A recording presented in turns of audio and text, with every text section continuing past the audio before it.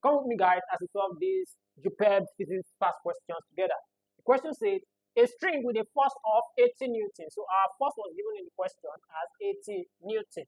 Has an extension of 0.05. So our extension is 0.05 meters.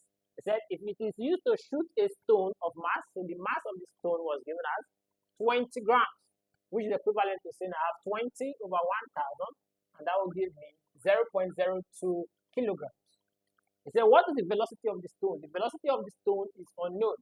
And in this question, because they use a string and it has an extension, it means the energy stored in the string is that of what? Elastic energy, and that is what, based on Hooke's law, it is equals to half Fx. And also know that when the stone is shot from the string, it's going to be having an energy that is what? Due to motion, which is what? Kinetic energy, which means this is energy in the string, and I have energy, kinetic energy, which is half mv squared.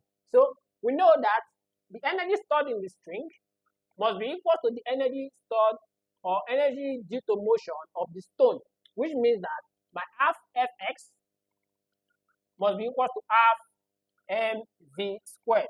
Half here will cancel out half. It means that fx is equals to mv squared.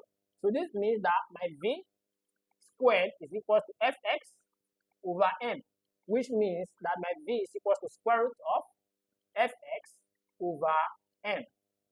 This means that my v is equal to square root of 80 times 0.05 divided by 0.02. This means that my v is equals to square root of 4 over 2 over 0.02, which means that my v is equals to square root of 200. And the square root of 200, press the square root of 200, that will give you 14.14 meter per second. So our correct answer is option D.